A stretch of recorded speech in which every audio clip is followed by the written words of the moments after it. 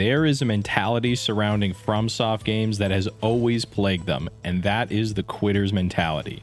I'm sure you've heard people claim that Elden Ring is too hard for anyone with a 9-to-5 job to be able to sit down and learn a boss without Googling how to cheese it, usually as a form of justification for why they feel so frustrated with the game. If you are struggling with learning bosses in FromSoft games, I am going to give you 3 simple tips on how to adjust your approach. But first I want to talk about all the misplaced complaints and confusion that has surrounded Elden Ring since its release. I want to quickly debunk all the BS you might have been hearing for the last 2 years so that we can be on the same page of what's fact and what's fiction, and this can be a productive guide. Sorry if this sounds like a rant, and a bit of a messy one at that, but I found the story arc of the range of complaints with Elden Ring and how they've morphed over time interesting, and I'm sure that many of you will recognize this arc as simply more or less the same objections raised about every game that From has ever released for what it is. One big cycle. If that does not interest you at all, then please skip ahead to the time code on how to learn a boss. So, Shadow of the Erdtree is out now, and I have not seen any of it. I don't have time this week, and I'm going to Japan for another 2 weeks, so I'm planning on streaming it when I get back. Although I haven't seen the DLC, I'm sure that the same will apply, as I am already getting comments on my old videos along the lines of, "Okay bro, you have to admit the DLC went way too far, and it's completely unfair. I'm getting two-shot all the time." As if people weren't already saying that about the base game of Elden Ring at launch. And lo and behold, it was a bunch of players not leveling vigor, having bathrobes for armor, and not knowing how to use damage negation. I just know that these bubbas are probably going into the DLC at New Game Plus 5 too. Putting aside how easy it is to respec in Elden Ring, you can do the simplest things too, like using armor that has good physical or elemental damage resistance, or using a spell buff like Black Flame's Protection or Golden Vow, or using a broken consumable like Boiled Crabs that you can buy infinite of, or using the mixed physic like Crimson Whirl to heal off of Elden Stars, or just swapping your talismans. The damage negation talismans like Haligtree Talisman against Radabis or Malekith is straight up broken, and there was a reason they put the Dragon Crest Great Shield Talisman right before Melania. I won't even talk about the sheer amount of damage buffs that you can stack on yourself in this game. Might as well pop all those rune arcs you've been saving up as well while you're at it and get 40 free levels or embered HP, or just grab a friend and gank some bad red men to farm it quickly if you're out. But speaking of the complaints about Elden Ring at launch, as I've said, I've witnessed a shift in those complaints over the first year, a sort of large-scale moving of the goalposts. But to be fair, that might just be how I see it because I ashamedly use Reddit and I get inundated with insane comments that I definitely brought upon myself. It always starts with people saying that the game is broken and unfair, and then slowly becomes about saying the game didn't teach them anything, and that the game's higher difficulty and new mechanics are a step back from the previous game. These complaints will always plague every single game that From will ever release, and is nothing new. Armor Core 6 was out for a day and everyone complained that Balteus was impossible, and then you have Loreman Vadi hitlessing it. The funny thing is, people like to say how balanced and devoid of jank the older games were, but it took challenge runners 4 years to hitless Bloodborne, while it only took a month or two to hitless all of Elden Ring's bosses at base level, and often without rolling. I am 100% sure that all of the Elden Ring DLC bosses will be hitless at base level within 1 week of it releasing. Sekiro was the worst that I can remember at launch, and Saint Riot has a legendary video called something like Sekiro is too hard for you that I highly recommend after you watch this. Speaking of Saint, that man's entire channel was built around showing people how Dark Souls 3 invasions were not as bad as people were saying. As again, viewers of Oroboro, Peeve, and Damno HTML, aka Scott Yun for example, had all reached this consensus that invading in DS3 was now nigh impossible due to the increased prevalence of ganks and being outnumbered. I now feel like I understand why Saint went insane, as no matter how much helpful information you give to people, there will always be people who don't want to help themselves and just want to hate what they don't understand. For the record, I am not throwing shade at Obobobo, Peverson, or Scott, as coming from DS3 invasions to Elden Ring invasions, I am absolutely feeling the pain right now. These games are all about cycles, and without fail, every single time one gets released, you have a loud minority of people who say new game bad, because it's not like the old game. At Elden Ring launch, the main justifications for it being unfair were that there were undodgeable moves, that the bosses never stopped attacking, giving you absolutely no safe windows to heal, and that the bosses just randomly did follow-ups and literally input your attacks so that there was never even a safe time to attack them. All of this, of course, was completely false and was basically the result of a bunch of lazy critics reaching a consensus during their frustrating experience, and that opinion getting circle jerked around Reddit. Once Reddit believes it, they will never change their view, and is why to this day people think poise is disabled in Dark Souls 3, which is why I believe these knee-jerk complaints on release forever casts a shadow over the game that makes the discourse around them noticeably worse. Anyways, once they realized they were wrong, the conversation then shifted to, oh, the bosses are so impossibly difficult that no reasonable human could possibly learn all these fancy jump dodges or how the bosses' combos flowed together. Combo flowcharts or positional-based combos have been around since the dawn of Souls games, especially Bloodborne and Dark Souls 3, and people never complained about them back then because we all understood that you don't need to 100% know a boss's moveset to beat it or enjoy it. But now it's too hard, so they have to complain about something. Either that, or they legitimately thought they learned a boss enough to actually hitless it. Another limp deflection was pointing out that Radahn and Melania got nerfed. Although to my knowledge, they reverted the Radahn damage nerf and only cleaned up his hitboxes, and they allegedly tweaked Melania's HP slightly, even though she still has the biggest HP bar in the game, beating out Radagon and Elden Beast if she is allowed to heal. People pointed at these nerfs and said, look, I'm right. The devs agree the game is unfair, as if these tweaks did anything to fundamentally change the mechanics of the fight or address their original complaints at all. To this day, I still have not been given a single source towards those changes in the patch notes or otherwise substantiated. So as far as I'm concerned, pre-patch Radahn is just as big of a Reddit meme as poise is disabled in Dark Souls 3.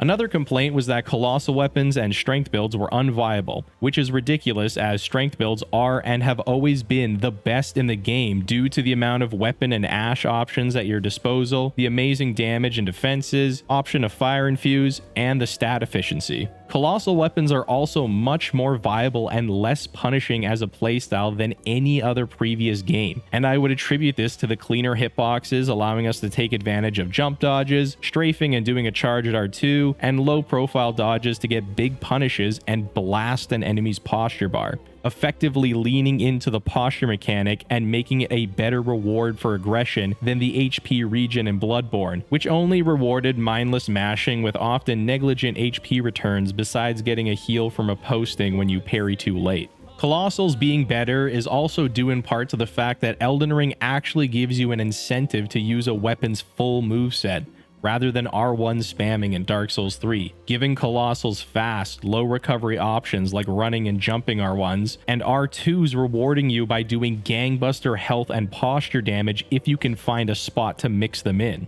There was also a patch that lowered the recoveries of many Colossals and great weapons, but again, this did not fundamentally change how they function. More like it allowed you to do an R2 where only a jumping R1 or roll poke was previously possible.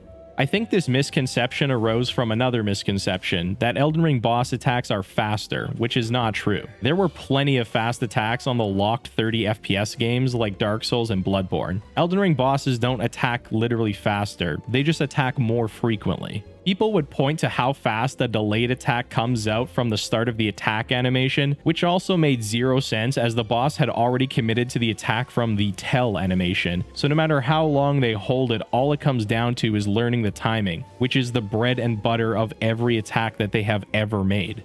People even talked about the posture system like it's some new foreign mechanic and failed to even realize that poise-breaking bosses for riposts and weakened states has already been a mechanic that existed in every Souls game. But now all of a sudden people whine that they can't see the posture bar and that's the reason they can't learn to play aggressive, despite a pop-up tutorial explaining the mechanic in this game and making you posture break a roided up hollow. One of Anderson's complaints I remember was that bosses like Margit just don't do their follow-up attack sometimes, so you can never punish it, not realizing that in Elden Ring the boss will only finish their combo if you don't run away and are still in front of them, allowing them to switch to a different combo branch if you are behind or beside them instead, so that they aren't just swinging in empty space a mile away from the player and completely losing tracking. This prevents you from running away like a baby from every attack, waiting it out, and then walking up and getting an easy punish. Margit will always do the quick dagger follow-up if you are standing in front of him after his one-handed overhead, which allowed you to consistently bait it out and punish it in a multitude of ways. However, in Dark Souls 3, this actually was a problem with Soul of Cinder, Gale, and Lorien, as they would spam a forehand sword attack and then just never do the very fast backhand follow-up a lot of the time, despite you standing right there. Remember, these are the people that refuse to use shields, magic, or summons because they want to play like they did in the older games, but all of a sudden found themselves no longer blitzing through the bosses without even having to optimize their build. For the sake of this discussion, we're going to put aside all the cool shit in the game besides using a pure melee build. I have countless comments on my Anderson videos saying that I must be a no-life loser who spends 2/3 of every day playing Elden Ring and reads a college course level of hitless guides just to be able to be good enough to beat a boss. For the record, I work 6 days a week and away from home, giving me about 1 day per week to play video games, and I have always said that if I can do it, anybody can. My point in doing the rune level 1 unupgraded naked Zweihander only run was not to show that I am some elite challenge runner. It was to show people that the bosses were well tuned and balanced, why I enjoy the high difficulty, and that literally anyone can do what I do. But of course, not everyone watches all my content, so there's always misunderstandings. A good example of this is when I said that I don't care if people use a hitless guide or Google how to dodge a move like waterfowl, as I had beaten the game and then watched a lot of my favorite challenge runners do Malenia, and then took their methods of dodging attacks and incorporated them into my playstyle.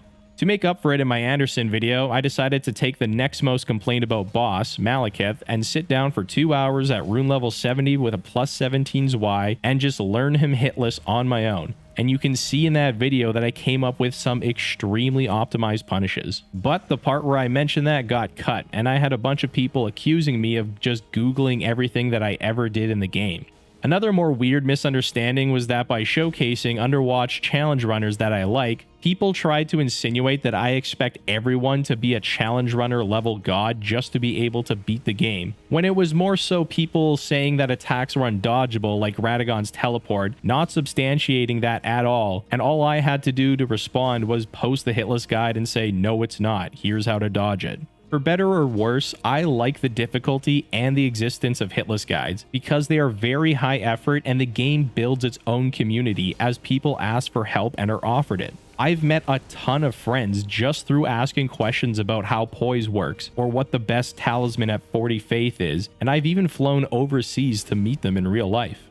I think a lot of people play games differently, but the big one is getting off work and wanting to shut your brain off and just be completely distracted for a few hours. When people try that with a Souls game and end up dying a ton and getting hard stuck, you get two kinds of people. The ones that will say this game is ridiculous masochism that only losers pretend to enjoy just because they think they're better than me, or the people who go, holy shit, this game is amazing because it actually made me pay attention to it and engage with the mechanics.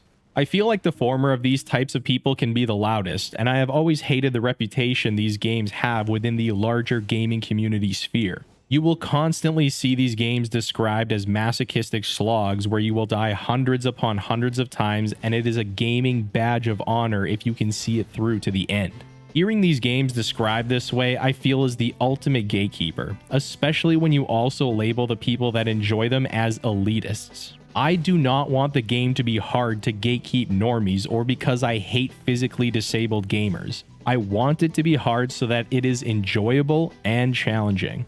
I used to hear these games get described as unfair and janky by people like Anderson, and so I actively avoided playing these games for years until my friend literally forced me to play them, and I experienced the same resistance with some of my other friends today. In reality, the game respects your intelligence as a human being who has a brain and can figure it out. If you can't learn the dodge roll timing in Dark Souls 1, then maybe you are the kind of player who likes to puzzle solve it and try different builds to hard counter bosses or even cheese them. You don't have to be a reaction god in any of these games, and you don't have to perfectly learn a boss either. These games have never been about perfection. They are about perseverance. There is no permadeath. You can try as many times as it takes. Playing fighting games has really helped me in this regard, as much like in Souls games, there is no one really to blame but yourself. But in fighting games, facing another player operating under the same rules and restrictions as you really puts a mirror to your face. While there are moments of jank that are out of your control, it is infinitely more productive to not just resort to blaming the game and the boss, and instead ask yourself what you could have done differently. You will improve so much faster this way. And remember, no one will judge you if you use spirit summons or shields. Not everyone is the same skill level, and not everyone enjoys these games the same way. It's often helpful to use whatever you can, and then when you return to the game, you can make it a bit harder on yourself each time, which is what makes these games infinitely replayable for me, and is why I will never apologize for using Bloodhound Step on Waterfowl Dance my first time. So, at current day, the narrative around Elden Ring has become about not being able to learn a boss without having to Google it. And I want to challenge that notion and give you guys 3 easy steps to learning a boss, even hitless, all by yourself. Step 1. Observe. People often try to do way too much off the rip and end up feeling overwhelmed by the boss. The first step is to make sure that you are mentally present and in the moment, paying attention to the boss and not just staring at a pretty screen and being distracted. The next step is to do less. This can often mean literally not even trying to attack the boss. Definitely I would try and just YOLO the boss for a couple attempts on the first few tries, but once I start to get smacked every time I go for a punish and I feel like the boss is busting out new moves on me once I try to get in on it, I just stop trying to punish. Diverting all your mental energy away from trying to punish will better help you to observe the boss's animations and help your reaction timing and anticipation. Try to distinguish unique traits about the boss's different tell animations, which are much cleaner and subtle than previous games besides maybe Sekiro, the attack animations of the various moves so that you don't get 2 different attacks confused, and the recovery animations that will let you know when a combo is done. Because your player model blocks the middle of the screen, these tells are usually on the boss's left or right limb. If a boss attack comes from above you, unlock your camera and point it up and see what the attack looks like. This is how you dodge things like Fire Giant Eruption, Estelle Grab, Morgoth Sword Rain, Beast Clergyman Rockfall, Radon Transition, etc. Eventually, you will likely learn to dodge these attacks on timing alone. Not attacking in Elden Ring means you have functionally infinite stamina as well, so you never have to worry about getting hit because you ran out. Unless you're like Anderson and are somehow constantly running out at 40 endurance because you never stop sprinting and panic rolling. His words, not mine. Sorry I pick on Anderson so much, by the way, but all these long-form critiques all blend together and I'm just intimately familiar with his. A quick side note about the stamina is that it's basically Bloodborne levels of regen, and people who complain about bosses having long delayed attacks don't understand that if you just walk during these moments, you will regain at least half of your entire endurance bar. The delayed attacks in Elden Ring allow the player to easily manage their stamina such that bosses can attack forever and you can dodge and punish them forever without needing to stop or disengage to regenerate stamina.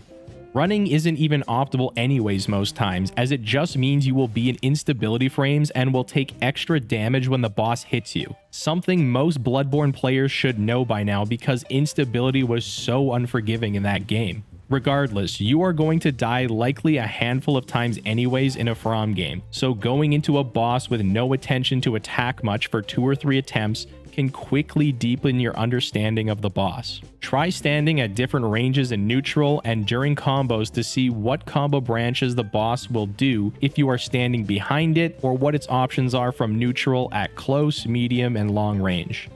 Step 2. Understand. Once you can recognize a decent amount of the boss's attacks, now it's time to put it all together and figure out when those attacks can occur and how the boss's moveset flows together. Some boss attacks are fixed combos that will never change, with the caveat that the boss might end it early if you reposition, like running far away or getting behind the boss. These are typically easy punishes and ones that you will first be able to identify with a new boss. The next are positional combos or flowcharts. Bosses since Demon Souls have always checked the player's position and direction to decide what attack to do. They aren't input reading our attacks, just our movement, and our item uses like heals, thrown items, or spells. So, the boss input reads us. Bad, right? Wrong, you utter moron. Because the boss will always react predictably when we use an item, we can basically loop the boss and break its AI. For combo flowcharts, we can reliably make the boss do the attack that we want it to do by positioning ourselves around the boss. Input reading allows us to flip the script and dictate what the boss will do, essentially allowing the player to control the boss. This allows us to bait out easy to punish attacks. An example would be rolling behind Margit through his club and hammer sweep attack. It's a tough attack to roll, and at most you can get a light attack, and then he can pull some crazy options like looping back into it or doing his quadruple spin, giving you no time to pre-position for either. On the other hand, if you roll backwards away from the club hammer sweep into medium range, he will follow it up with a jump attack at you. If you roll it and stay in front of him, he will then do a slow thrust which you can waltz around behind him and get at least a fully charged R2. Once you realize this, it becomes apparent that the second option is way more predictable in terms of what moves he can use on you, it leads to a better punish, and it's easier on stamina management. All this because you tried rolling a different direction to see how the boss would react. The same goes for attacks that roll catch you. If it catches you with one direction, all you have to do is try a different direction the next time. If something doesn't work, try something new.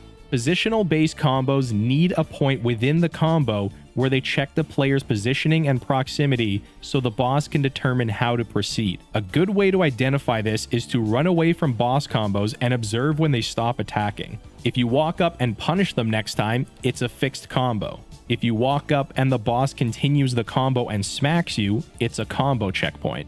Once you recognize this checkpoint, you should try being behind the boss, beside the boss, and in front of the boss at close, medium, and possibly long range to see what options the boss has and assess the best one for you to punish.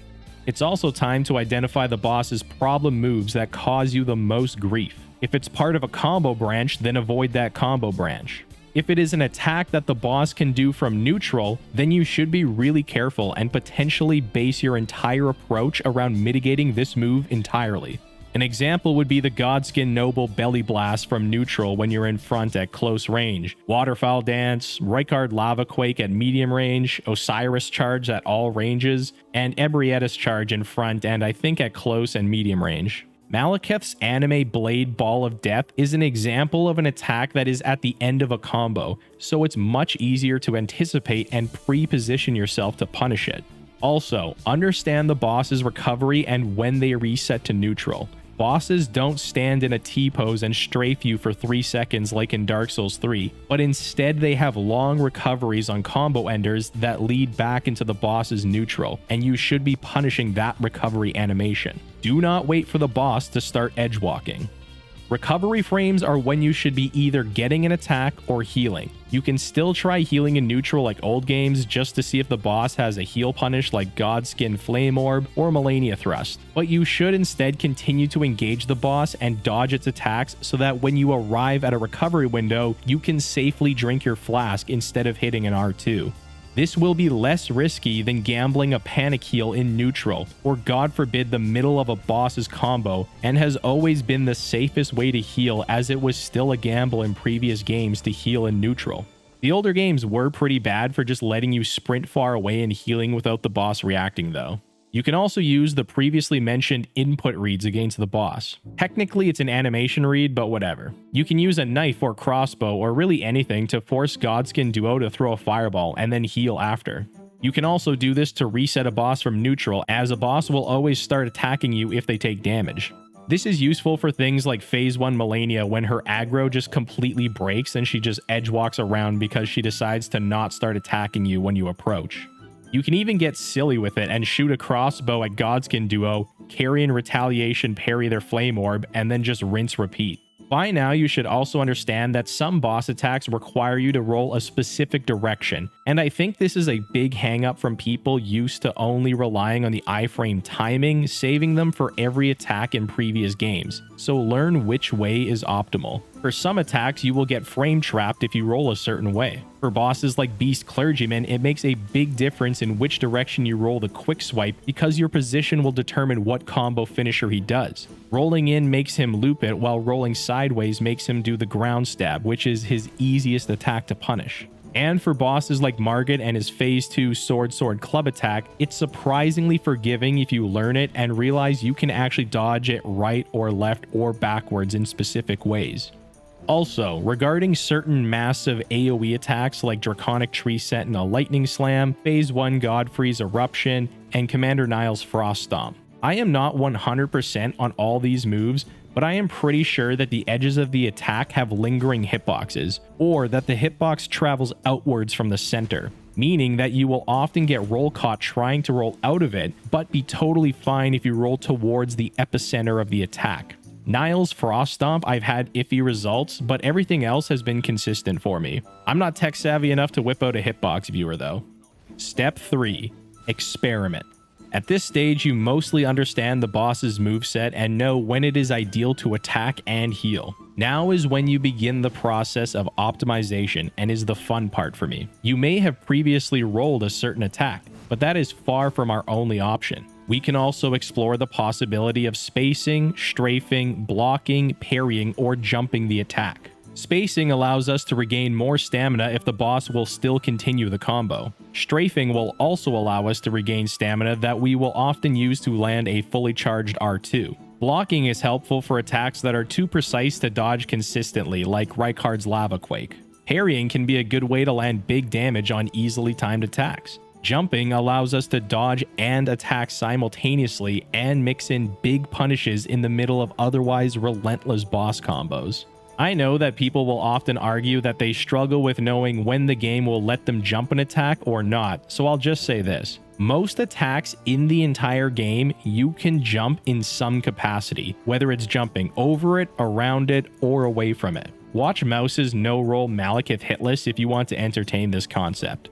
The sprint dodge is very underrated in how much instant distance and repositioning it offers you, and I find myself using this more often than rolling. Try jumping any shockwave you see as well.